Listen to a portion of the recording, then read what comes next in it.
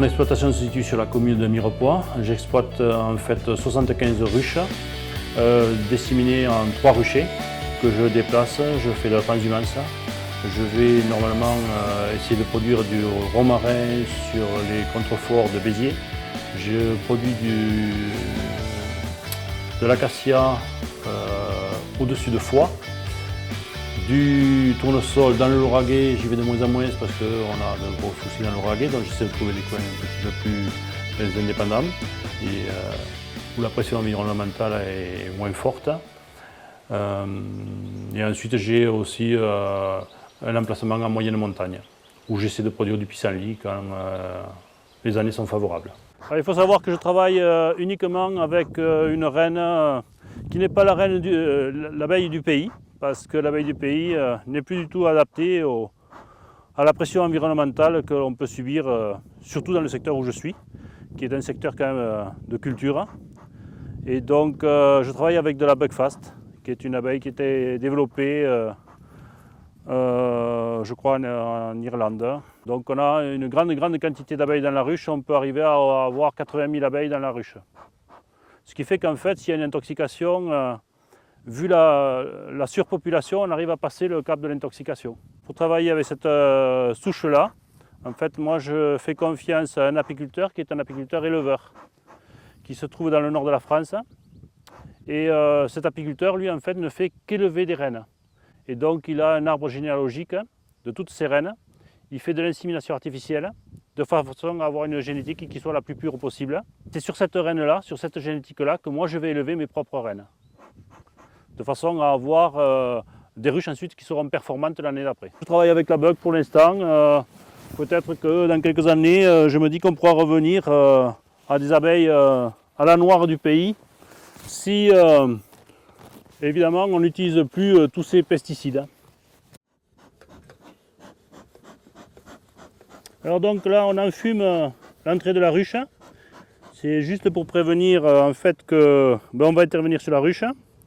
Donc les abeilles se mettent en bruissement. On entend une sorte de ronronnement à l'intérieur de la ruche.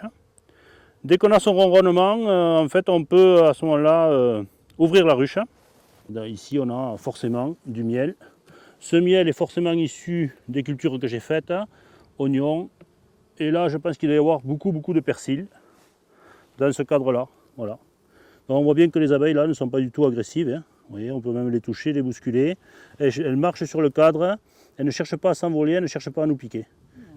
Donc on a sur le seuil de la porte ce qu'on appelle les gardiennes, hein, qui surveillent qu'il n'y ait pas des abeilles d'ailleurs qui viennent pour piller du miel dans la ruche. Je pense que celle-ci doit être une pilleuse, parce que toutes les autres essaient de la faire partir en se mettant autour. Voilà. Donc en fait, cette ruche-là, je suis intervenu, j'ai cherché la reine et j'ai enlevé la reine. Donc on appelle ça une ruche orpheline. La reine qui était à l'intérieur, je l'ai enlevée, je l'ai mise dans une autre ruche.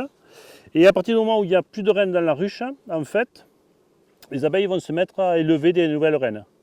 Et moi, je les force à élever sur la génétique de la reine que j'ai achetée à mon collègue dans le nord de la France. Ah voilà, là on a quand même ici une cellule, 2 cellules, 3, 4, 5, 6, 7, 8. Et en bas, ils n'ont pas pris. 9, une là. 9 reines qui ont pris là. Voilà. En fait, le métier d'apiculteur, c'est un petit peu ça. Hein. Souvent, je suis là en train de faire des greffages et essayer de faire en sorte que mes ruches soient les plus pérennes possibles. Au niveau de la commercialisation, je commercialise uniquement directement aux consommateurs. Hein. C'est en vente directe. C'est au travers de petits pots de 500 grammes comme ceci. Alors celui-ci, il est cristallisé, le miel est cristallisé. Et il faut savoir que le miel cristallisé, c'est un signe de miel de qualité, puisque c'est un miel qui n'a pas été surchauffé.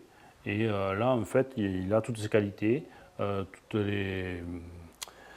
les protéines, tout ce qu'il faut est conservé dans le miel. Je préfère commercialiser directement.